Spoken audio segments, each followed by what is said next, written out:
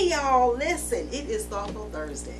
Oh my goodness. And so I see that some of you are asking, who is Pastor Undena? So what I'm going to do, I'm going to take this time in this episode to sit and share with you, and you can ask any question that you want. Well, we've already got the question. So I'm going to answer all the questions that have come in on who is Pastor Undena. So let's begin this journey. But before we begin, I like your lashes. Thank you, darling. Where'd you get them from? These lashes are from my own collection, the Undeniable Collection by House of Dooney.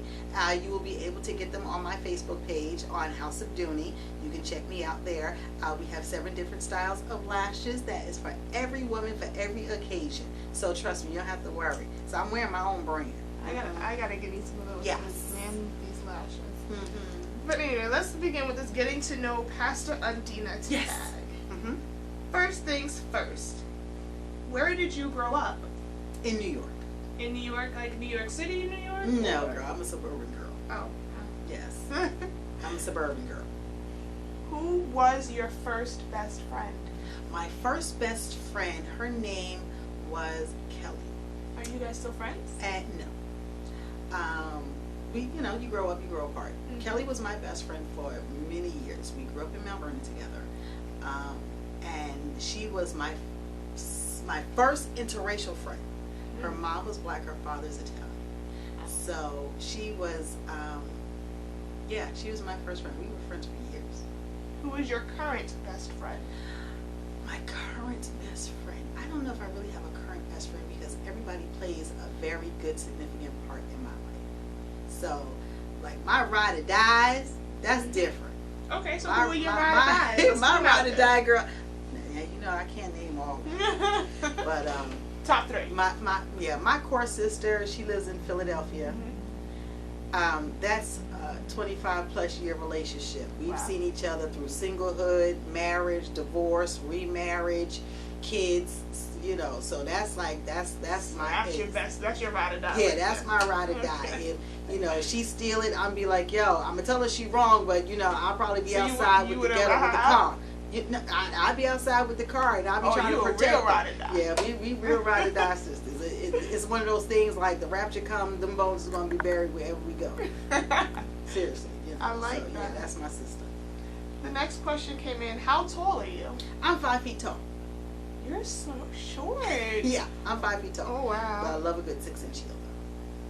Same. Do you like cats or dogs? I actually am an animal person, but I do have a cat. His name is Patches. So you don't like dogs? I'm not gonna say I don't like dogs because I had a Chihuahua for a long time. We've had like every animal in the kingdom. Like we've had gerbils. That was Abraham, loved him, rest his soul. We've had fish.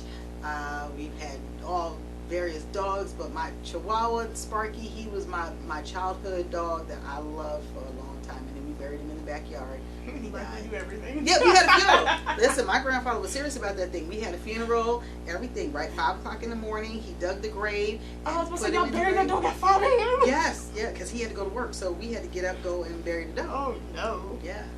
Are you in or have you ever gone to college?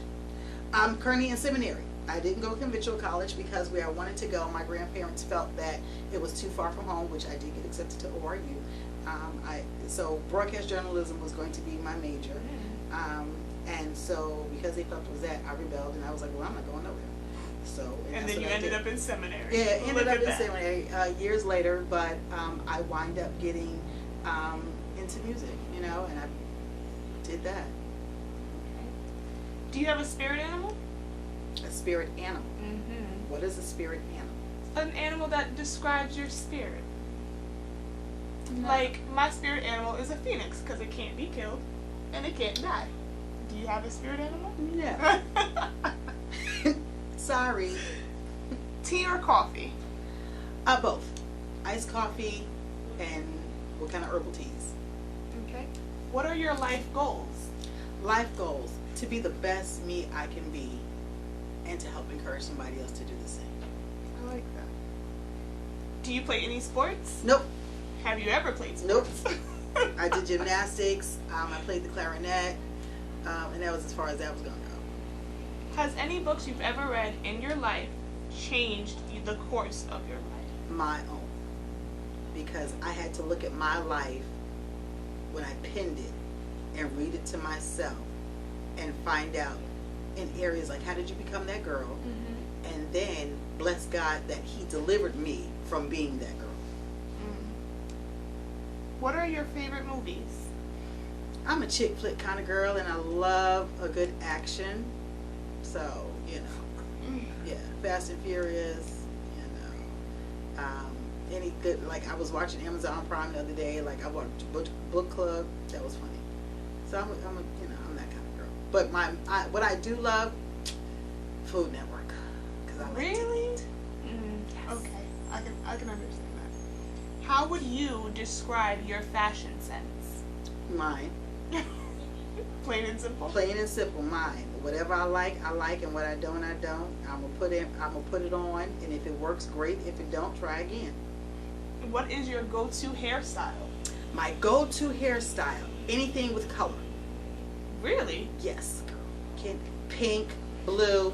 So any of you that check my social media pages, my Facebook page, I have on blue hair. Yes, and I did wear that to a consecration.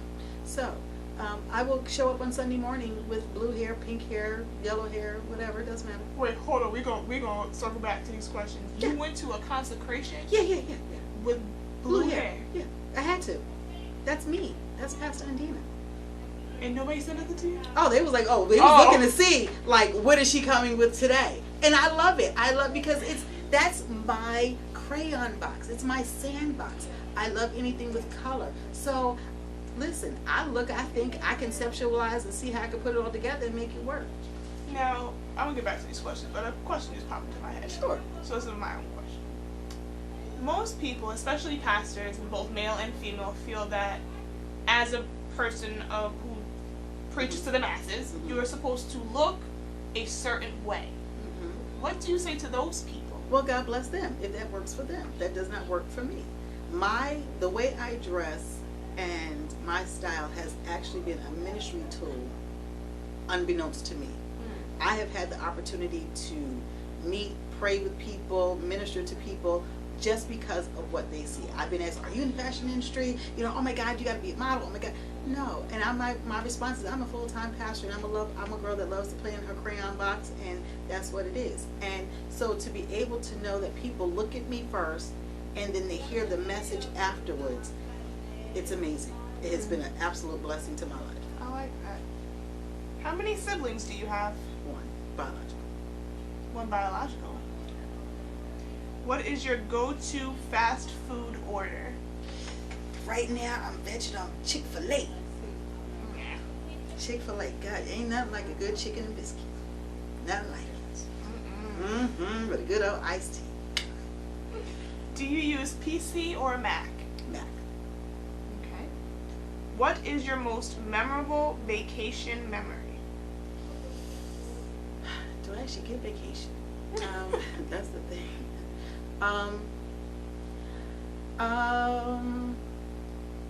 My husband and I went to Florida, and when I came back, I was pregnant. Yeah. That is, I would be so scared of a guy coming with him. Yeah, that was after my weight loss and everything, and the doctor was like, well, you know, you could possibly, you know, be careful. And I'm like, oh no, like, it will never happen. Well, yeah.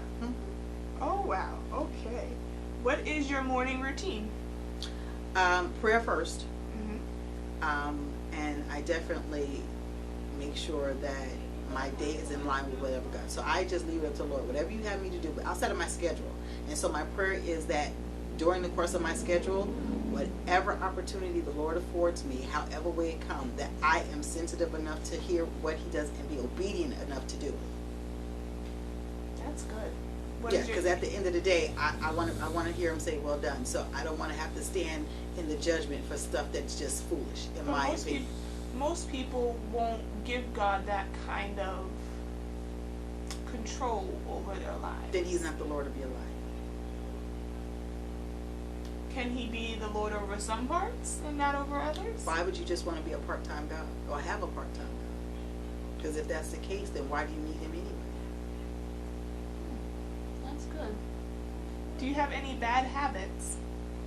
I probably do. But thinking of it. Okay, yes. I have a very bad habit when I hear people just talk stupid. What do I mean by that? When you know a thing, don't try to justify it because it's what you want to do, because it doesn't line up with what you want to do. Truth is truth, right? And it's absolute. Not only can you get truth, but it's beyond perspective. And if I don't like it when people do this. I tell you, you offended me, and your weak apology is, well, if I did, I just told you you did. So instead of just owning what I'm saying to you that you did to me, don't come with trying to use a loophole with the if, right? Because then that's not bringing closure to maybe what I need. Then at the same token, I have to be okay with whoever I'm talking to say, this is what you did, and be okay that if they don't give me what I need for closure, that I still can walk away and be okay. I like that. I like that a lot. What is your favorite thing about you? What is my favorite thing about me? I try to keep it real. Like, I'm going to tear the Band-Aid off regardless. I'm going to tell the truth, even if it's about myself. And I'm not going to say I like myself every day. There's stuff that we do, and maybe we do it consciously or subconsciously. So, but when that awakening comes, I aim to have a repentant spirit enough to say, you got to check. That's why you got to have people in your life that will be like, excuse me, I need to check you today on that. Okay. What is your biggest accomplishment? My biggest accomplishments today, I would say motherhood. Yeah? Yeah, motherhood. What is your biggest fear? That I don't do it right. Motherhood right? Yeah, just to do life right. Oh. Like, my desire truly, fully, for real, like, I want to make it in. I really want to be like, Lord, yes. It's not even a question. Like, right. You just like, all right, God, I want to be in the bag. I want to be at the feet of Jesus. So whatever it takes for me to get myself right, help me get it right while I'm here on this earth. Oh, please. What is your biggest regret? My biggest regret. I don't know, truthfully, because I try not to live with regret. I look for areas of saying, okay, you did it, it happened, forgive yourself and move on. Because if you get yourself stuck where a lot of people are, they're stuck in life in regret, you will never move on. And it happened for a reason. What inspires you? It may sound religious, but God, really. Because you can find everything in your life in the scripture. Good, bad, and different. The Bible is the best book that you could ever read. It has murder, it has jealousy, it has all the ratchet TV that you will ever want to find all through the scriptures. And it's just about us making it easy and not making people feel hard about reading the Bible. Right. And just to say, the Bible is our Black history. Just want to say that. So again, I have to segue. As a pastor, as a female, as somebody who is comfortable in the skin that you're in, a lot of people will say that what inspires them is what they went through. So why is it that you find the most comfort in your faith? Because I know God is real. And I have watched enough people go into self-pity, go into unforgiveness of their own selves, go into self-hatred, and then that spawns into hating everybody that's around you, alienate people from your life, all that kind of stuff. I watched enough of that. So it has always been my desire, and I've always said, God, I don't want to be that person. So whatever I go through, I look at it as a lesson and look at it as an opportunity too, because it happened for a reason. There's nothing in this world that the Lord is not aware of, because He created it. We are just catching up with time, but time has already began. So what do you say to those people who say, okay, I understand God sees everything, He knows everything, how do you, or what do you say to those people who feel that God has turned a blind eye? He has not. You have. God has never left us. We walk away from God. God never walks away from us because what we decide to listen to. I like that. The next question is, what has required the most courage of you in your life so far? Faith. That's required the most courage. My faith. To build my faith. To trust God with my very breath. Because we can rely on what we see, which is temporal, but the very thing that we can't see is what we should be trusting. And because you can't see God, you have to know that He is real. And no matter what I go through, I know unequivocally that there's a plan, a purpose, and a reason. I have to find it, but I will only find it if I'm being right. What is your favorite quote?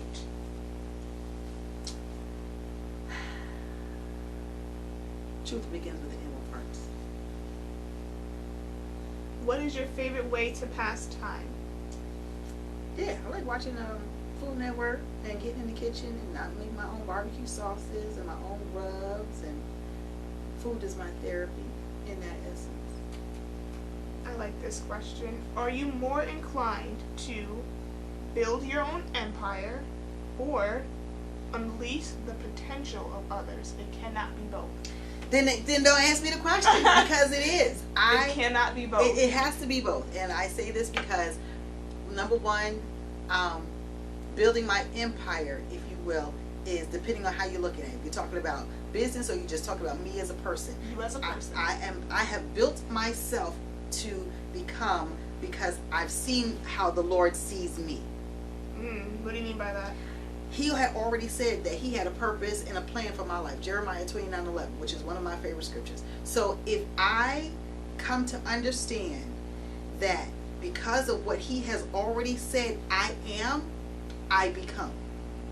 Because I aligned myself with His word to find out what that plan and purpose is. Not that He's revealed everything, but the parts that He has been teaching steps for me to grow into.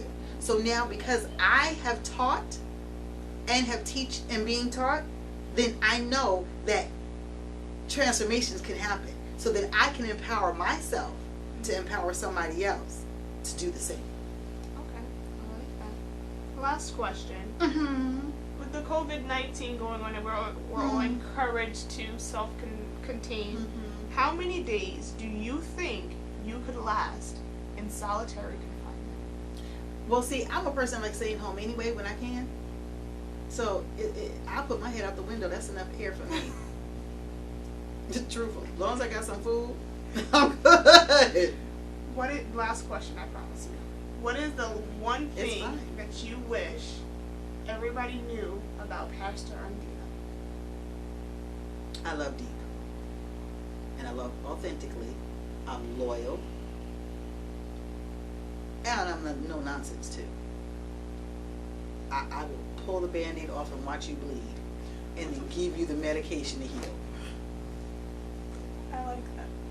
I like it. So you're watching Thoughtful Thursdays with Pastor Undena. I want to thank you for your questions. I pray that this gave you a little glimpse into who I am, and I pray that you enjoyed it. So continue with your questions, comments, subscribe, share, like, put your notifications on, and we want to see you next week. Bye.